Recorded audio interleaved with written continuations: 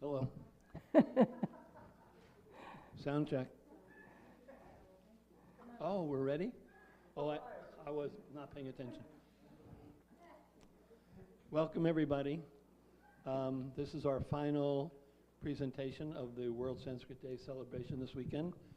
Tomorrow morning, we do have a panel discussion to talk about all kinds of things related to the love of Sanskrit. I'm having the pleasure of introducing my wife, Indira Bulkin, who was brought to the ashram by her mother when she was 15, this ashram.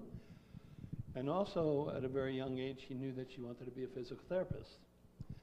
So she's kind of been juggling both physical therapy and Sanskrit nerdiness for years. And I think we're going to be enjoying what she has to say about it today. Thank you. Om.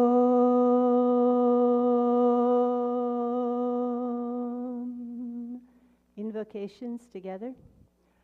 Om Shri Ganeshaya Namaha. Om Shri Saraswatyai Namaha. Om Namo Gurave Namaha. Om.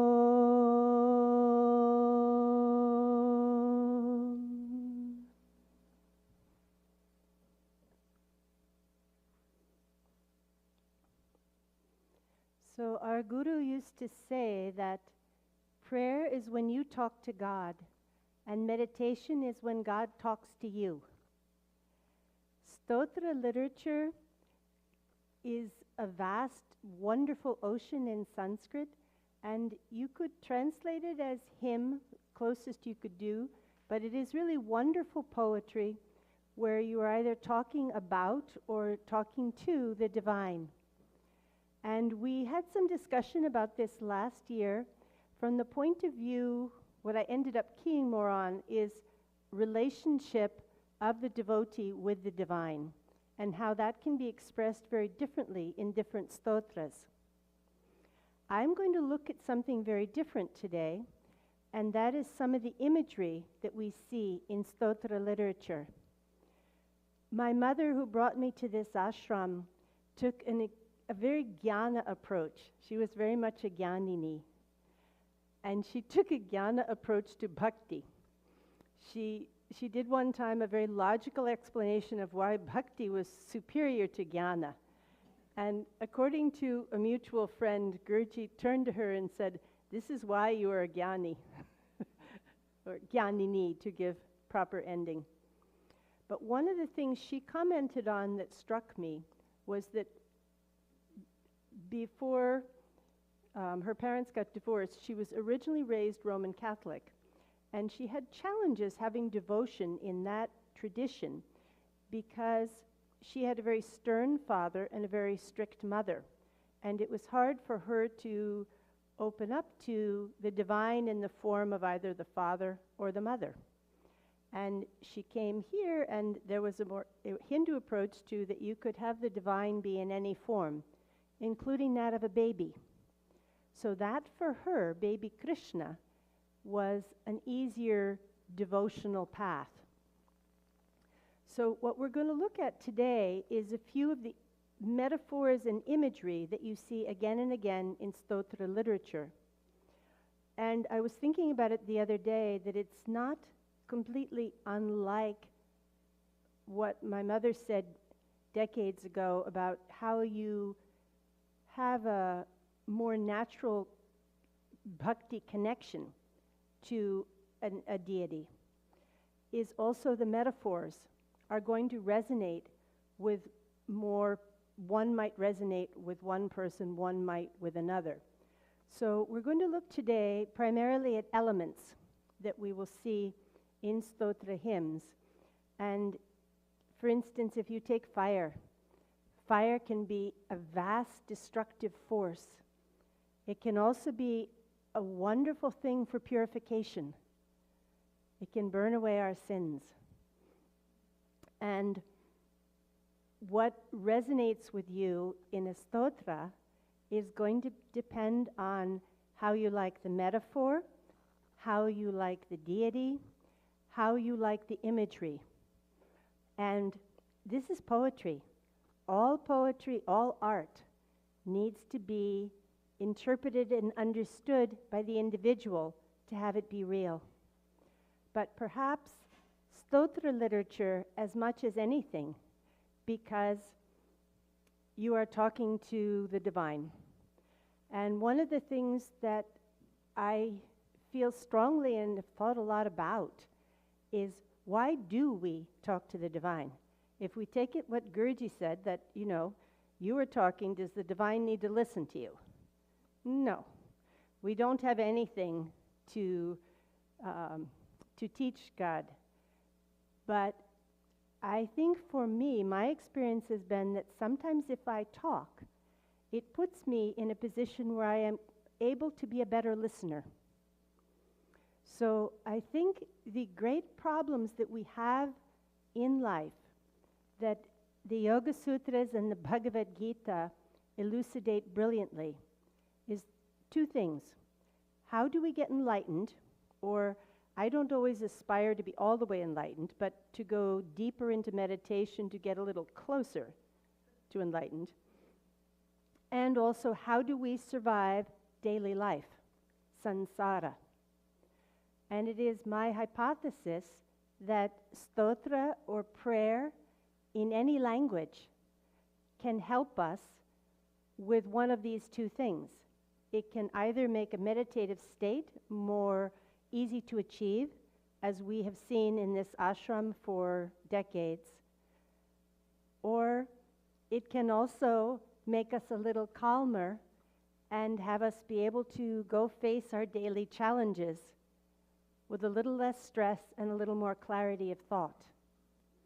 So that is my premise for what is useful about stotras. Now, this is not necessarily so much of the love of Sanskrit, but it is, you are going to feel the love as we chant, because that is part of it. And the meter cannot be separated from these verses. Both Patty and Devain gave wonderful examples of how to teach. Most of you in this room, or maybe at least half, are either current teachers or future teachers. And taking step by step how to uncode a verse is fantastic. I mean, Devain picked amazing material from a poetical point of view, and we had Patty pick a very different kind of material, and they're both wonderful. And we were able to gradually unwrap the meaning of the verse. What I am going to do today is completely different. We're going to shotgun through a lot of verses, a lot of different imagery, and some I will take in a little more detail, some in less detail, but I want really to have us begin looking at some of the imagery that I have found powerful in Stotra literature. Metaphor in Sanskrit can go insanely ornate.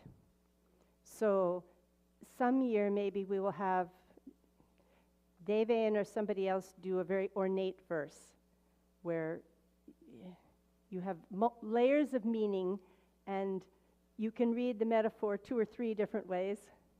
These are much more simple. These are designed to touch us in our hearts more. But that being said, that's how I read them. If you have a verse in here that you like, it's going to resonate according to you. So, some of these we have done several times. They are not new, and I am not going to particularly apologize for not all new material on 2 grounds. One is that repetition is helpful in general. Number 2, these are good verses, and they're worthy of a little more thought. And number 3, what we're doing today is we're looking at a very specific aspect of them, which is what is the imagery here? And what is the power of the verse given the imagery? So let us start with the first one. Mahata parita prasarpatas. Mahata parita prasarpatas. Tamaso darshana bhedino bhide. Tamaso darshana bhedino bhide. Dinanatha iva swatejasa. Dinanatha iva swatejasa. Hridaya vyomni managudehina. Hridaya vyomni managudehina. So, now I am tempted to, it's going to take me some practice to figure out using my glasses for this. I'm tempted to let us just indulge ourselves with this first verse by pointing out the upasargas. So, who can find the first upasarga?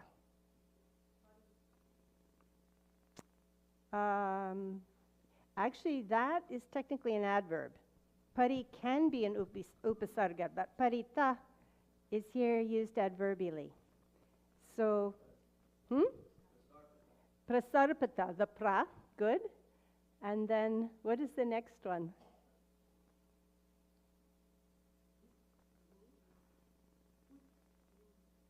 Ud, yeah. So there is this absolutely darling little verb, I eti ita yanti, meaning to go. And you put an ud in front of it, and you are going up. So meaning is written here, but I will say also, when we teach this verb, we often emphasize the degree of darkness that this is referencing. So this is addressed to Shiva. O you who are the breaker of this darkness, and this darkness is parita, all around, creeping. And it's not a small darkness. It's very powerful. But the request is what we are looking at today, and that is referencing the first image that I want us to talk about, and that's the idea of either light or fire. So here it is just light. So dinanata iva. There's many, many words for sun. This one is like the Lord of the day. Nata is Lord. Dinam is day. So like the Lord of the day, rise up just a little bit. Where? In this space in our hearts. Where is it that we need light?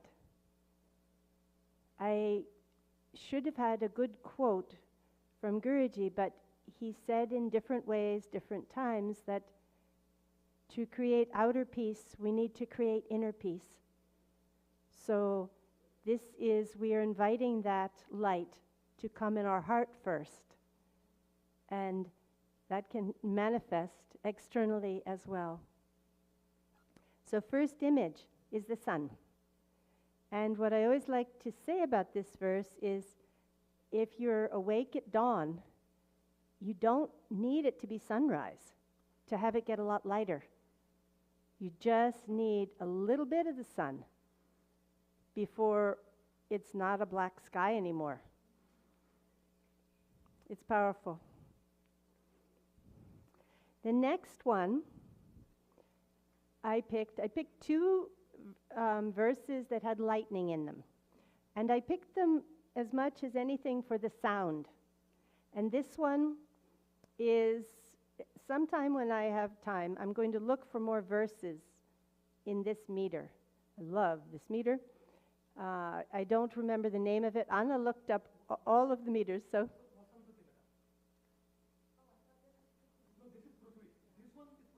Okay. Okay, thank you, Naren. Prithvi. Excellent. Kadambavana madhyagam kanakamandalopasthitam. Kadambavana madhyagam kanakamandalopasthitam. Shadamburuhavasinim satata siddha saudaminim. Shadamburuhavasinim satata siddha saudaminim. Vitambajita paruchim vikacha chandra chudamanim. Vidambijita paruchim vikacha chandra chudamanim.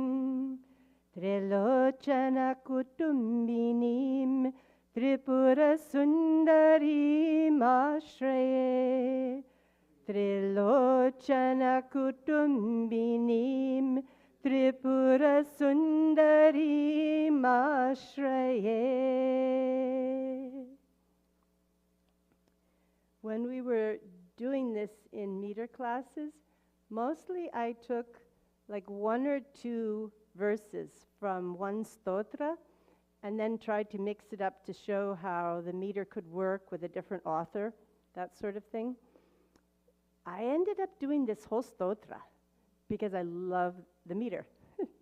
It's a matter of taste. Shantananda said years ago that he doesn't like so much bouncy meters. So I like bouncy meters, and you can all feel what is to your taste. This is a little bit tantric, Devi worship. I cannot give full commentary on that. That is not even the intent of today's discussion. All we're looking at today is what is the imagery. If you have the book Altar Flowers, it translates it a little more poetically. I was very conservative in this translation. It says, flashing in the hearts of the siddhas. I just put something more stilted that said, lightning in, but that's our line there. Let us see where it is. Second pada, the end of it.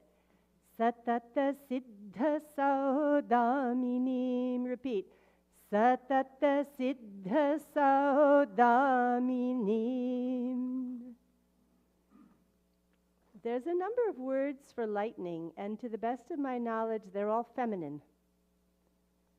And for those of you who have looked into Kalidasa's Meghaduta, everything there has romantic imagery. So the lightning and the clouds, they are definitely enjoying each other. It's a great, one of the many verses where that's love sport is celebrated through the natural world, which was one of Kalidas's trademarks. So here you have this goddess in a forest, but she is also manifest in 6 lotuses. She is manifest in our chakras. She is energy itself, and she is flashing in divine beings. So just says lightning, but what is the nature of lightning? It flashes, right? Different kinds of lightning differently. One time visiting here, there was a couple days where it was all sheet lightning, and it was really beautiful over the lake. The sky would just go white. But still, it's a flash, whether it's a long jagged flash or a blanketing the sky flash. That's the nature of lightning. So again, here we have another image of light. The first one is the sun coming up and just providing a little light.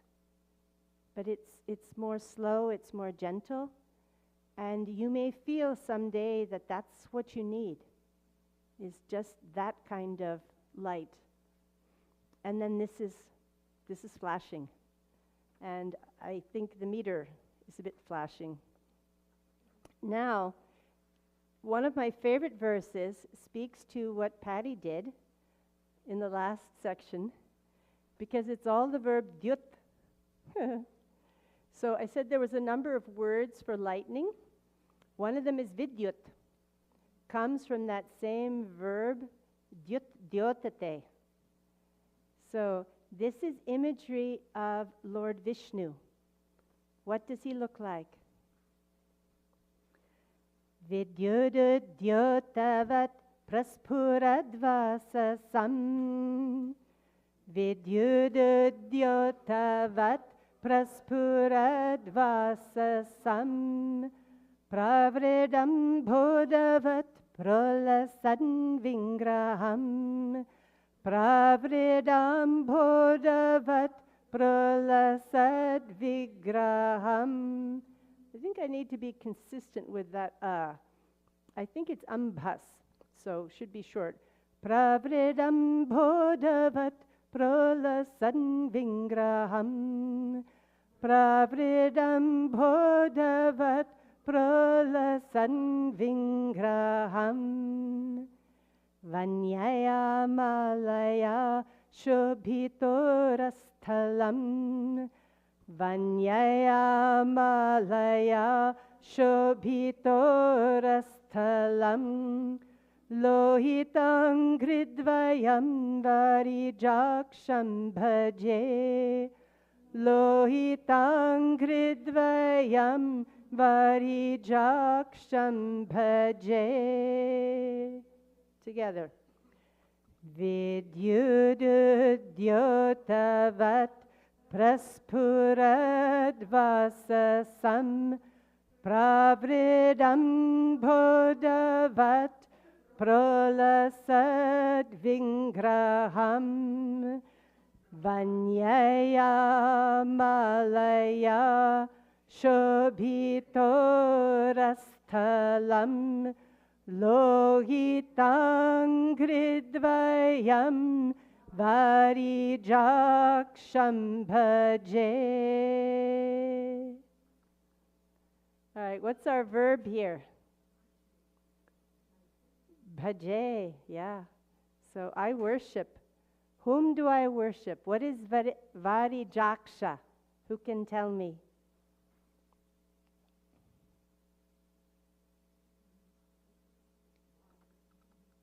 Vari is water. Yeah, what is born of water? Lotus flower. And often in poetry, the lotus flower relates to the deity. Here it is, he who has lotus eyes. Yeah. Now, aside from lotus eyes, what is the nature of this divine force? Here the imagery is contrasting the dark body, dark like rain clouds, and yellow clothing. So one of the classic examples for compounds, bahuvrihi compounds, compounds where you're not talking about either of the two words, is pitambara, he who has yellow clothing. So that's Vishnu. So here we're not saying yellow clothing, we're saying vidyut, lightning, udyotavat, shining like lightning, praspurad, vibrating,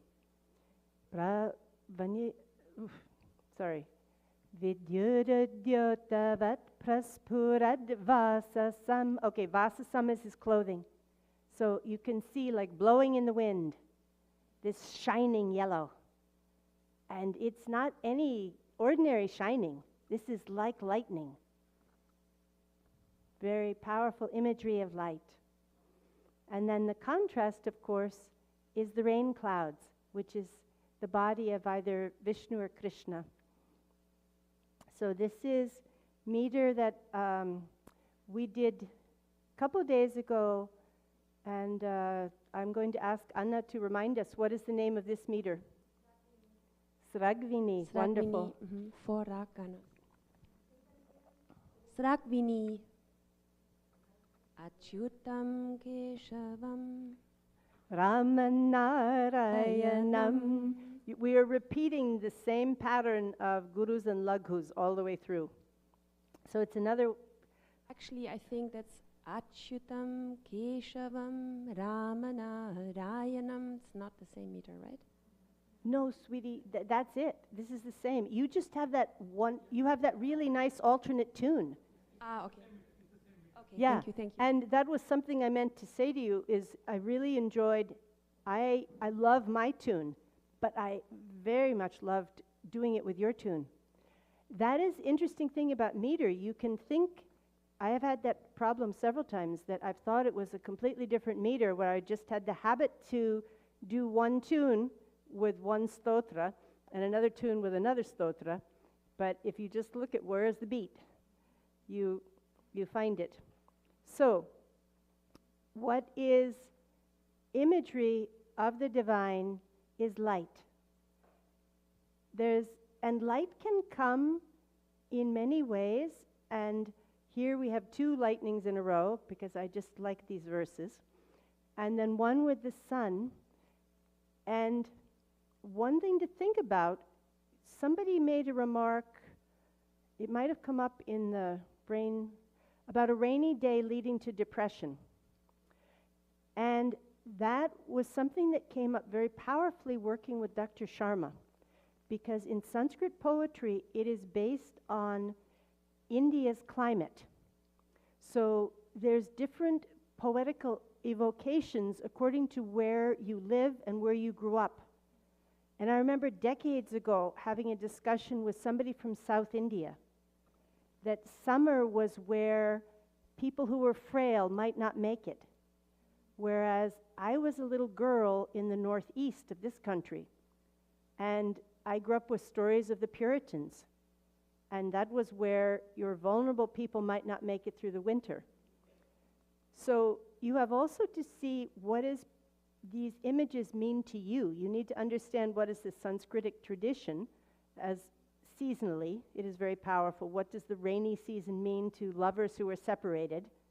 That's a big deal, because everybody's supposed to come home when the rainy season, and if your sweetie doesn't come home, you have the right to be very sorry for yourself, because it's not how it's supposed to go.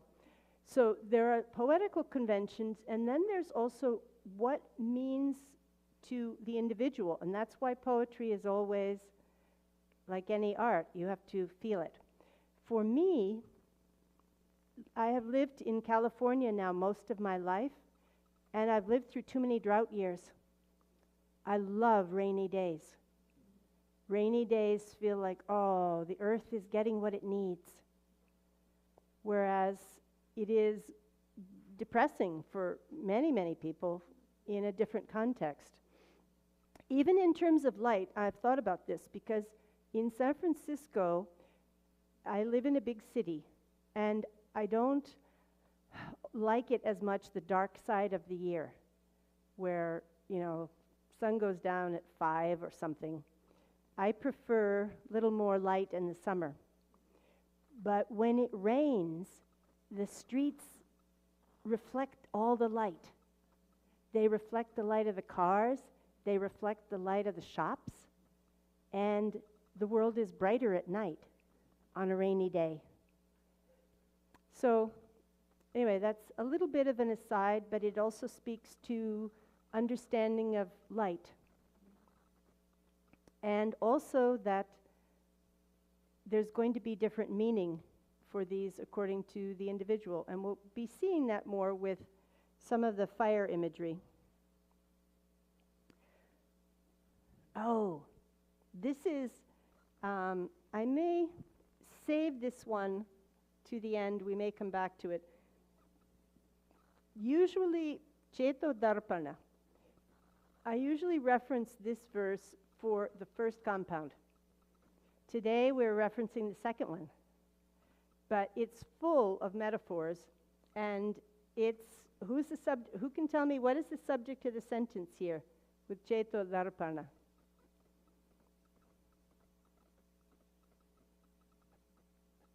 Well, let's chant it first. That always helps elucidate everything. That's the verb. Good for you.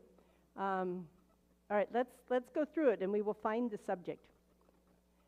Cheto darpanamarjanam bhavamaha.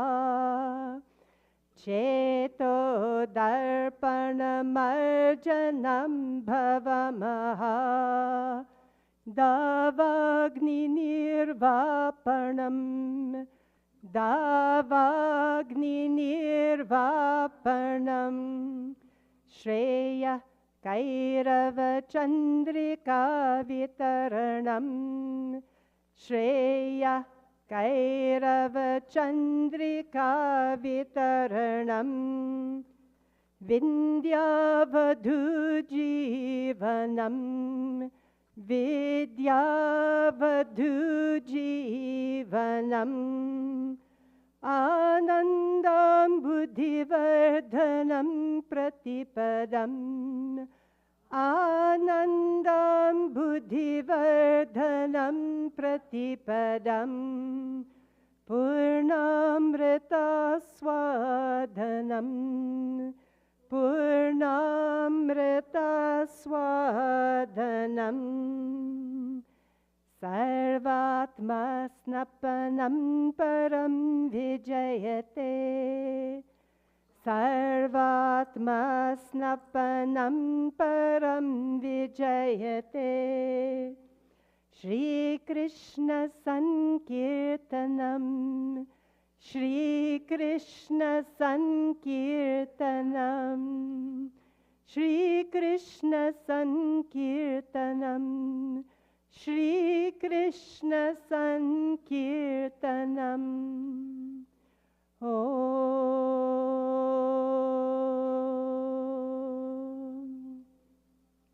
Close your eyes and just feel for a moment.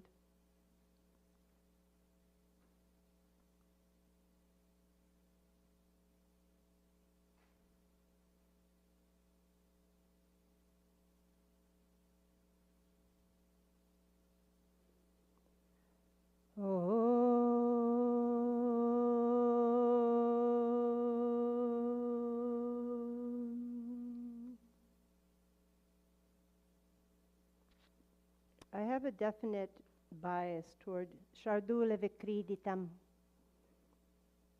Fantastic meter. So, we cite this verse often in teaching because the very first compound refers to, subject to the sentence. Now.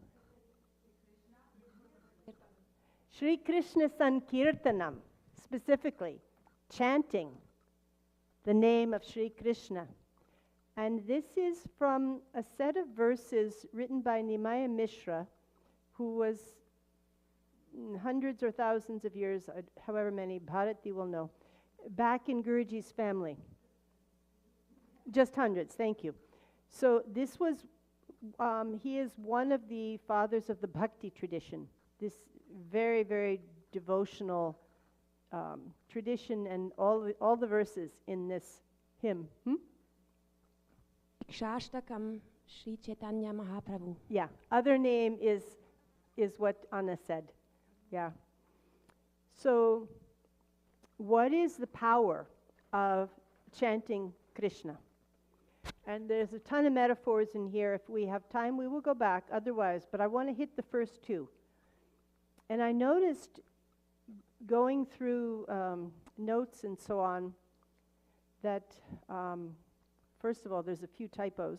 Remind me as I go along, or interject if you see one.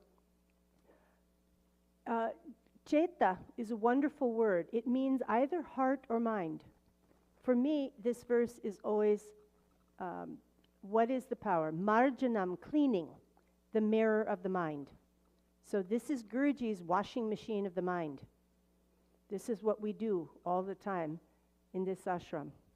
So, power of chanting, first metaphor, it cleans the mirror of the mind. Or you can say the mirror of the heart, whichever one you think needs more scrubbing. Mine is definitely the mind. The heart is okay, it does its thing. The mind, needs cleaning. So, second metaphor, this is where we talk about fire. Cheto darpanamarjanam bhavamaha davagni nirvapanam. So the metaphors and imagery we're going to be looking at today, a lot of them have to do with two things. What is worldly existence? How do you describe the challenges with which we live and the fact that we are not all enlightened? That is bhava. And the other is how you get out of it. So here, worldly existence is a very great forest fire, a complete conflagration. And the power of this chanting completely extinguishes that forest fire. For those of us who live in California, especially in the last 10 years, it's a very powerful metaphor, because these forest fires are not what I grew up as a child thinking about. These are true conflagrations. But this is the power of the divine, of completely extinguishing this sort of a challenge. So, this is fire in negative context, and then the next verse that we are going to have from Bharati's Kiratarjuniyam is what is the power of fire for purification. And there are what Dr. Sharma called Kirateshvara Shiva Stotram, comes at the end of Kiratarjuniyam, a bunch of verses to Shiva. And toward the end, there's a series where it's Shiva in all the elements. So last year we looked at the power of water as a life force giver. This is the power of fire. Bhavata smaratam sadasane, Bhavata smaratam sadasane, Jayini brahmamaye nishedusham, Jayini brahmamaye nishedusham, Dahate bhava bija santatim, Dahate bhava bija santatim, Shikhine neka shikhayate namah, Shikhine neka shikhayate namah.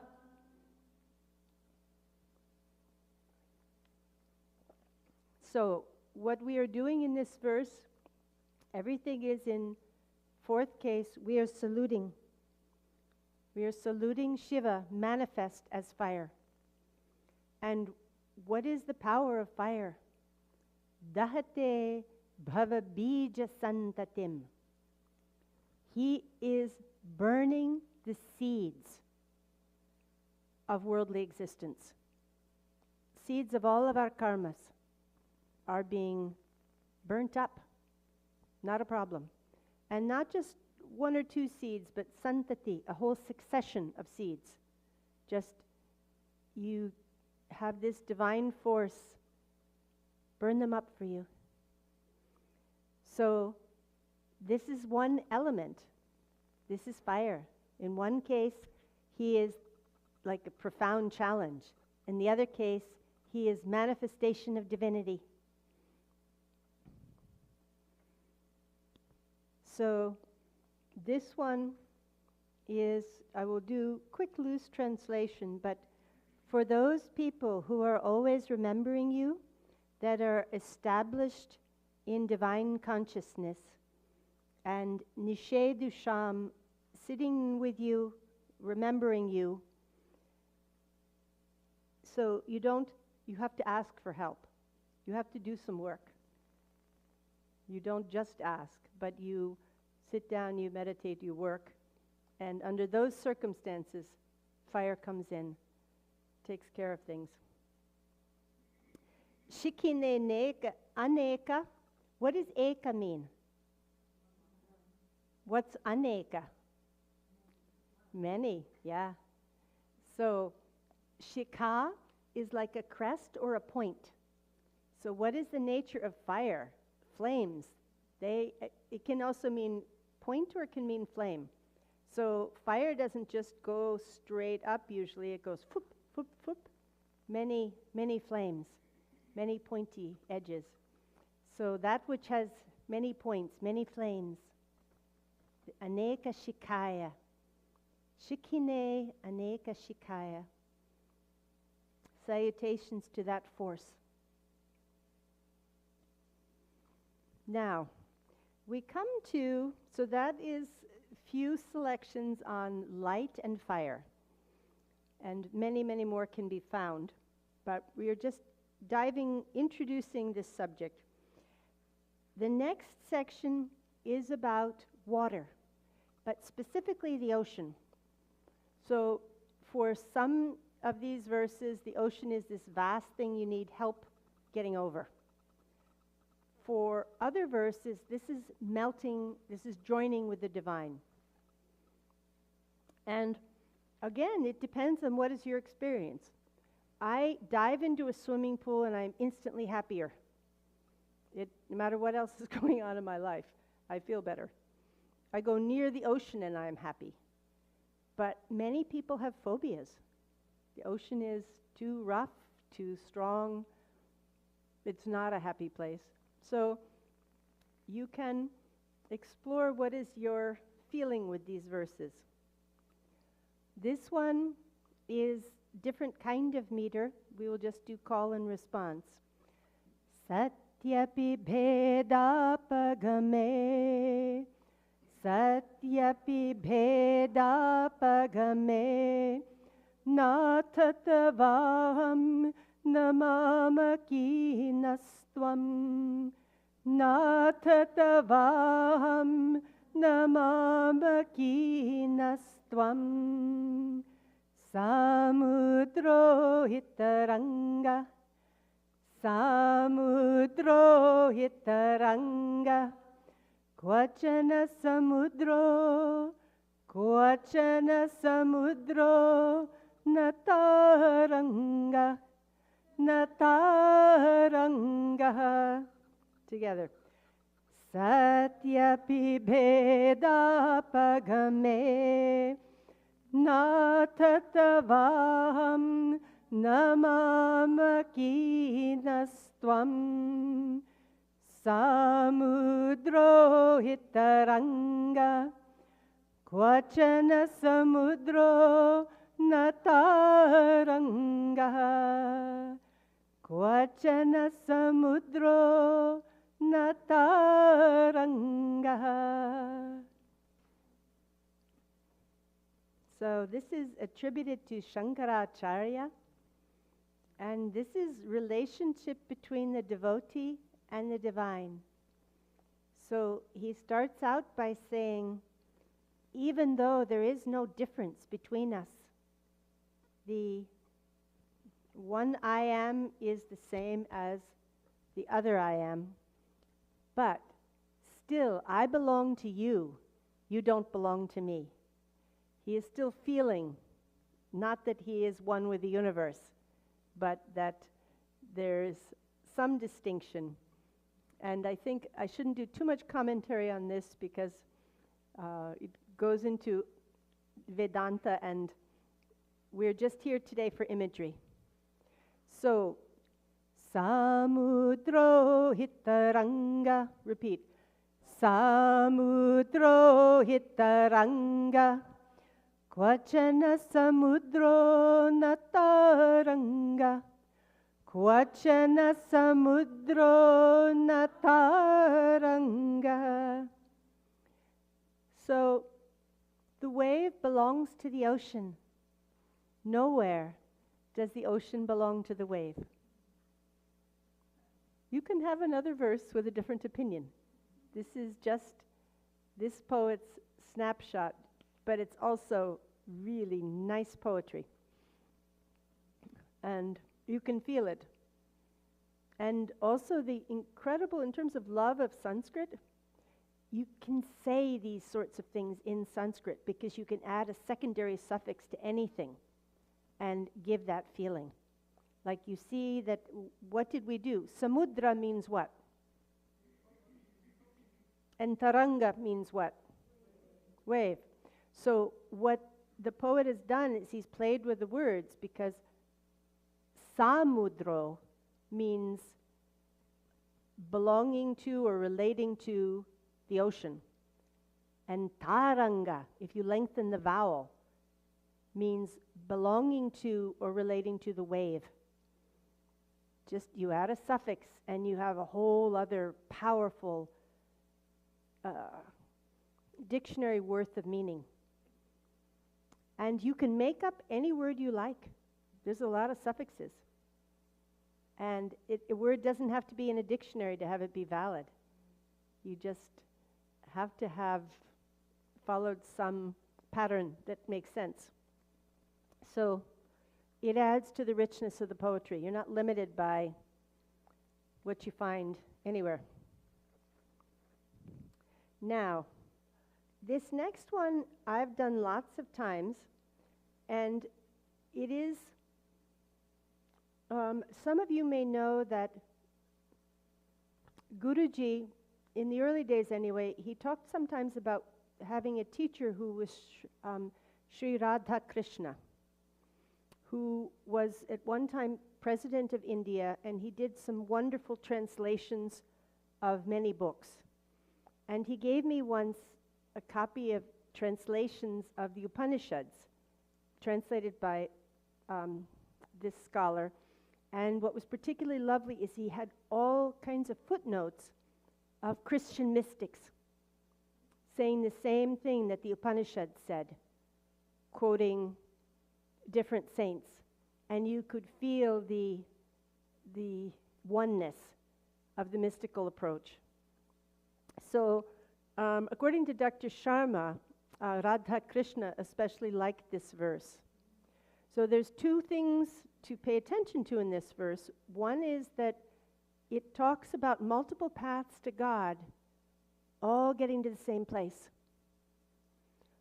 And the other thing is it talks about that we're all going there. And you can pay attention to whichever one you like. So he is citing religions that were current to him at the time, but you can fill in anything. You know, you can say Islam, Judaism, so many kinds of Christianity we have. And many others we could sit and brainstorm.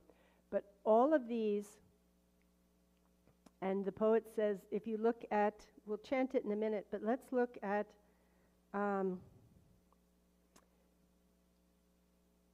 okay, so first thing that's brilliant about him is that he doesn't say that you have to agree that all these are equal. I was thinking about this. There's another verse that I'm hoping we will get to. This is from Shiva Mahimna Stotram. And it takes a very jnana approach to bhakti. He spends a number of verses in the beginning talking about how you know there is a God, and how you know it is a good use of time to worship God. And so here he's saying, some people say this path is better, some people say another path is better, but it's the last two padas that are so sweet. Ruchinam vaichitriyad. Due to very much complete variety of tastes. Riju Kutila, pronounced Riju Kutila. Who knows what is Riju? It is straight. It is what Arjuna comes from, which suffix I'm not immediately knowing. Riju is straight and Kutila is crooked.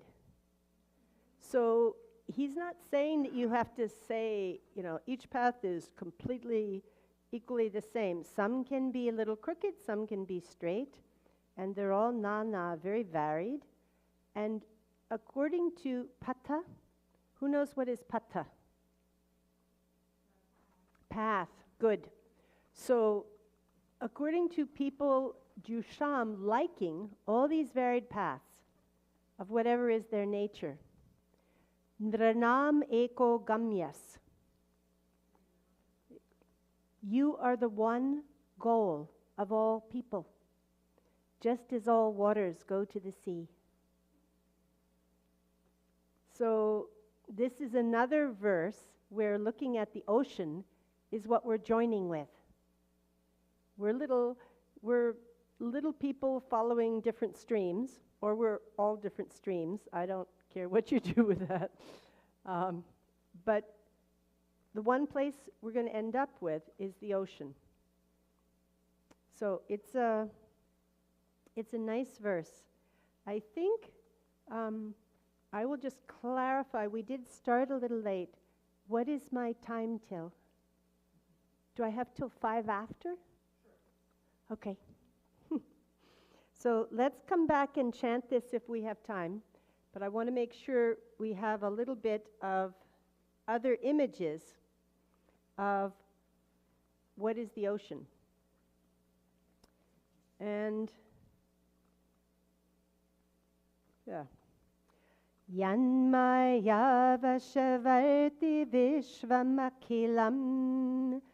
Yanmaya vashavarti vishvamakhilam. Brahmadi deva suraha. Brahmadi deva suraha. Yat Sattvaram rishaiva bhati sakalam. Yat Sattvaram rishaiva bhati sakalam. Ranjao yatha hir brahma. Ranjao yatha hir brahma. Yat pada plava eka eva hi bhavam. Yat pada plava eka eva hi bhavam. Bodhe stitir shavatam. Bodhe stitir shavatam. Vandeham tamashesha karanaparam. Vandeham tamashesha karanaparam. Ramakyamisham harim. Ramakyamisham harim. Ramakyamisham harim. Ramakyamisham harim.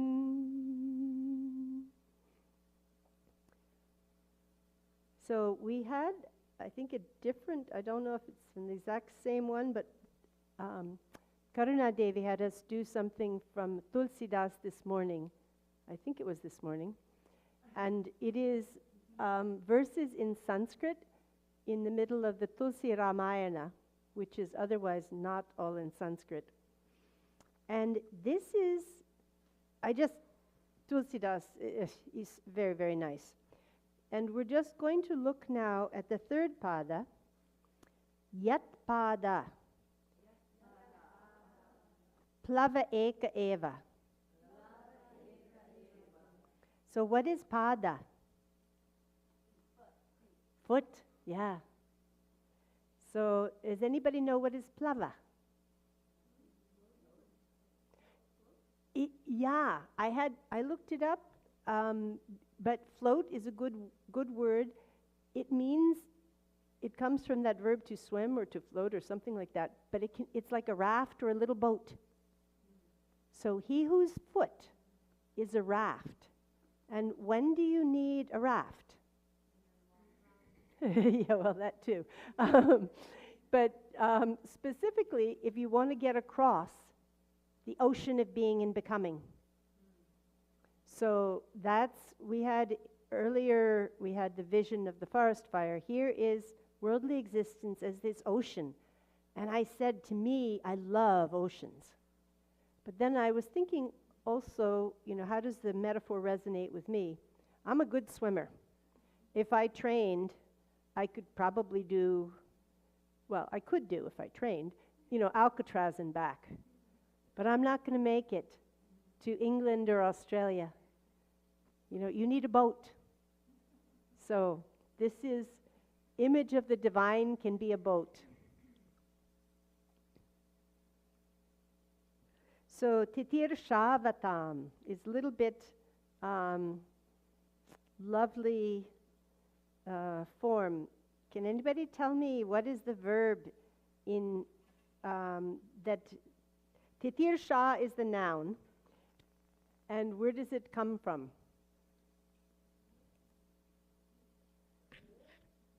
Yeah, yeah. And what is the form? Desiderative, yeah. Those who want to cross. You have to want to get across this ocean, otherwise you don't need to hire boats, right? You don't need to ask for a boat. But if you want to go there, Guruji had us do a lot of Atma Bodha. So that starts with, who is this written for? Mumukshunam, people who want liberation, people who want this stuff. So this is the same idea here. So this is, what is Rama? And that's, the ending is so pretty. Rama Kyamisham Harim. That Lord Hari, who is called Rama. So here he is incarnate as Rama. And what is his use? If you are wanting to cross, his foot is a boat. So this next one is from the Devi Mahatmyam. And I think I will just draw our attention to the second pada. It's a really lovely verse in general, but the second pada is the one with our boat idea. So Durgasi, you are Durga Devi. And there's this wonderful thing with goddess that Durga is a name of the goddess, but Durga is an adjective. What does it mean? Difficult to go, yeah. And if you look it up in the dictionary, it can mean like tricky mountain passes. And there's a whole sort of list of examples of places that are difficult to go. So here we have Durga Bhavasagara Naur Asanga. And I didn't look up Asanga. That was the one word I forgot. But Sangha, anyway, never mind.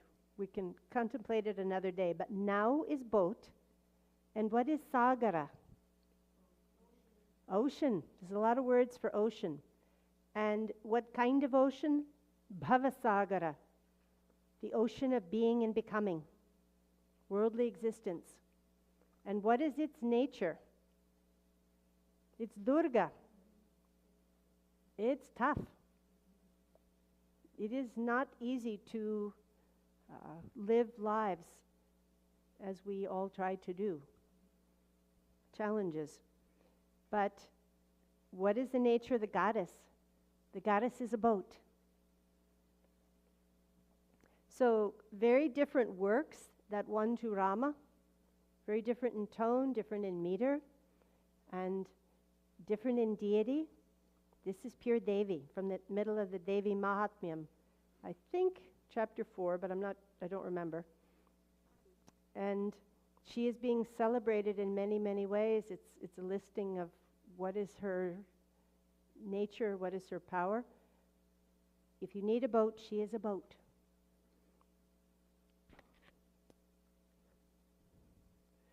So this next one, yeah. Medhasi Devi Vidita Khila Shastra Sara. Medhasi Devi Vidita Khila Shastra Sara. Durga si Durga Bhavasau.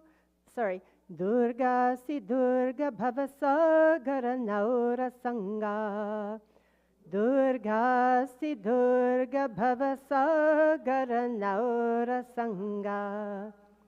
Shri Kaita Bhari Hridaya Krita Dhivasa.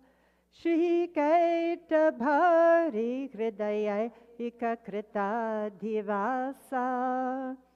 Gauri Tvameva Shashimau Likrita Pratishtha. Gauri Tvameva Shashimau Likrita Pratishtha.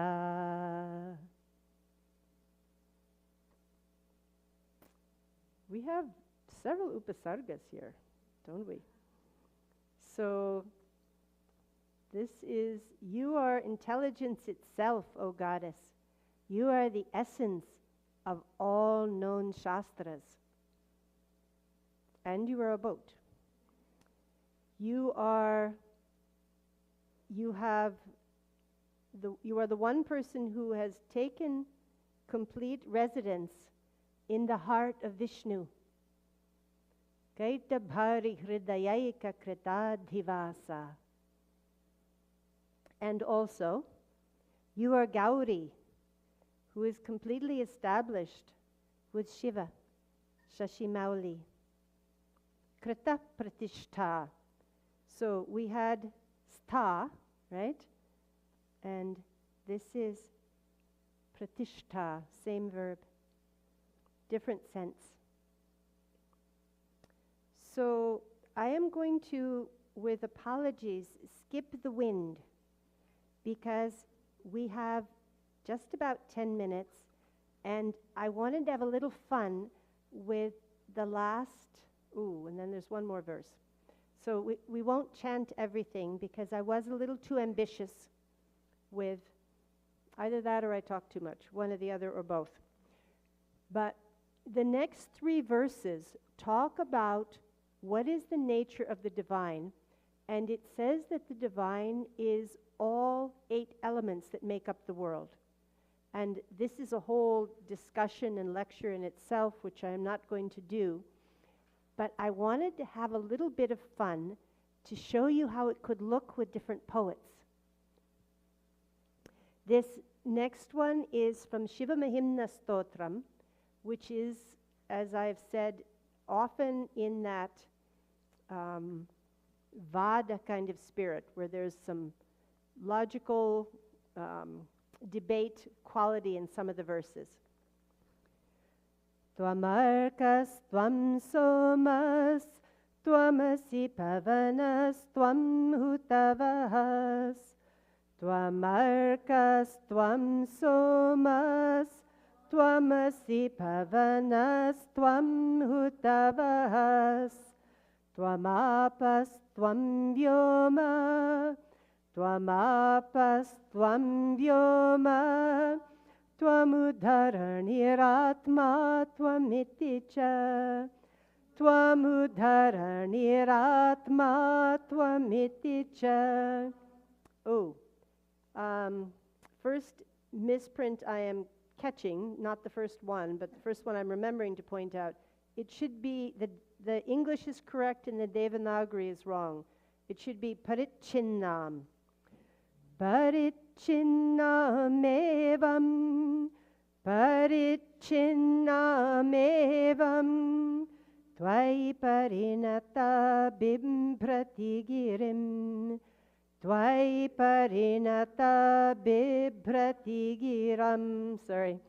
Navidmastatatvam, navidmastatatvam, vayamihatuyattvam na bhavasi, vayamihatuyattvam na bhavasi.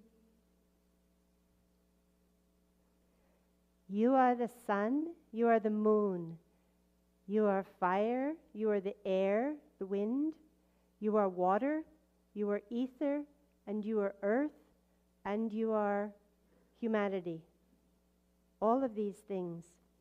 And here he's being sarcastic, very parinata, that mature people, those people who think they know what is going on, they talk about you this way, they literally bear speech that is very distinction-oriented. The chid is to cut. So they are making this divisive speech that these are all the things you are. But we do not know anything that you are not. So this is another lovely imagery of the divine as the universe. So the next verse is the one that we had last night, and it was, this is Kalidasa And I think it's the beginning of the Abhigana Shakuntalam. Somebody else will know. The first verse. Thank you, Bharati. So this is the blessing verse, and it is, again, has all these elements. And the operative verb here is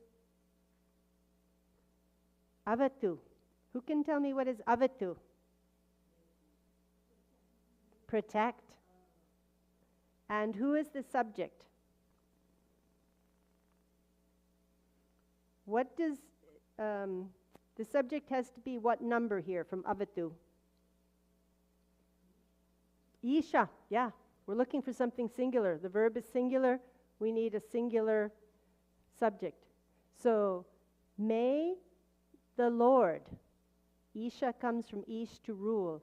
May the Lord protect you all with what? The Lord who is endowed with all these bodies. So, all of the elements are just manifestations of Shiva. So, that's again totality of it's all Shiva. And because of time, we are going to not chant that one. It's the longest meter I know, so we cannot do it quickly. This next one is from Dakshinamurti Stotram, and it's again a listing of what is the universe. Bhuram bhansya nalo nilom baramahar Bhuram bhansya nalo nilom baramahar Nato himanshu puman Nato himanshu puman Etya bhati characharatmakam idam Etya bhati characharatmakam idam Yasya eva murtyashtakam Yasya eva murtyashtakam Nanyat kinchana vidyate vimrishatam Nanyat kinchana vidyate vimrishatam Yasmat parasmad vibhos Yasmat parasmad vibhos Tasmai Shri Guru Murtaye Nama idam Tasmai Shri Guru Murtaye Nama idam Shri Dakshina Murtaye Shri Dakshina Murtaye.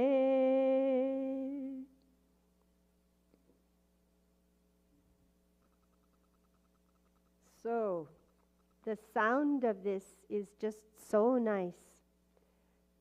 That is another thing in terms of the love of Sanskrit, is just how the poets play with letters, how they play with sounds. Bhuram bhansya lo nilo. Pronounce. Bhuram bhansya lo nilo. Ambara mahar nato. Ambara mahar nato. Himanshu puman. So you have, what is bhu? Earth. Ambhansi. Waters. Anala. Fire. Anila. Wind. Ambaram. Sky, and I think here it is maybe with the idea of ether. And Aharnatha. Lord of the Day. A different, we started this with Lord of the Day, asking it to manifest, and that was Dinanatha. This is Aharnatha. They both mean the sun. Lord of the Day. Himanshu. What is Himanshu? You have half of the idea. What is the nature of snow? cold. And what is anshu? That's the missing piece. Huh? Ray, yeah. So what has cooling rays? The moon, yeah. So, but there's so many words for fire and wind, and look how beautifully he picked them. Bhuram bhansya nalo nilombaramahar nato himanshuh puman. There is so much love inherent in the poet making it flow with such grace. And then this is all to Dakshinamurti. So the rest of it this is just talking about eightfold form, and that people who contemplate properly, they don't know anything that is beyond. Yasmat parasmad vibhos.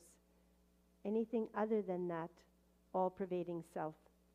So you can break down pieces or you can acknowledge totality. And both are very powerful in terms of imagery and metaphor. And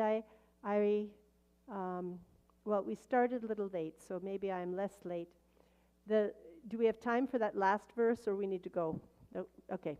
The last verse is very simple Sanskrit, but it has two elements that I liked.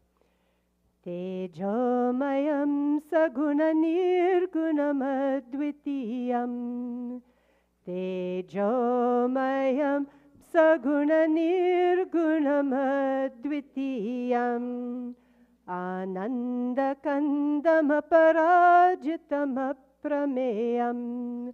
Ananda kandam aparajitam aprameyam. Nadatmakam sakalanishkalamatmarupam. Nadatmakam sakalanishkalamatmarupam. Varanasi purapatim bhaja vishvanatham. Varanasi purapatim bhaja vishvanatham. So, who can tell me what is tejomayam?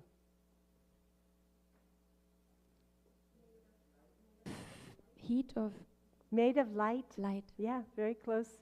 That's one of that's such a great lead-in. This is from a verse, so the verb is just worship that divine force. But it's the adjectives that give the verse the power. So what is that we are worshiping? He has attributes and he is without attributes. He is advitiyam, one without a second. He is just a portion of bliss. Aparajitam, this is a misprint in the English. That should be long aparajitam. Aprameyam, immeasurable, not capable of being measured. And then nadatmakam. He is of the nature of nada. So that divine vibration, that is the nature. He has parts and he is beyond parts. This is the form of the self. Worship that. So, and I don't remember, Anna, do you remember what is that meter? Vasanta Tilaka. Vasanta Tilaka. Okay, I think I don't always do it with this tune, and I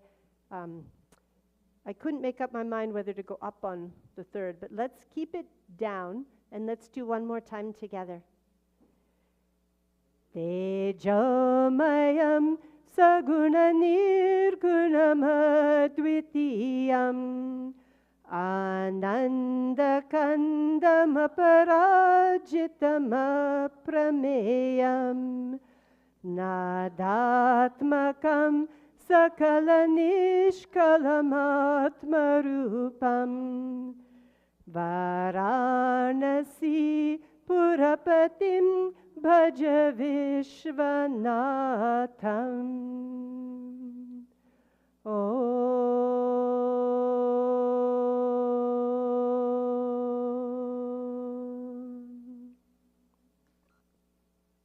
One moment to feel.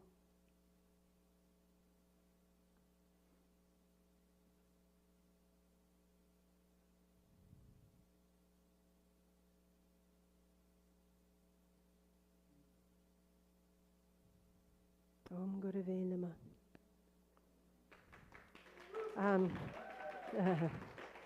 I obviously ran us quite over, but if anybody wants to do questions, I am quite open.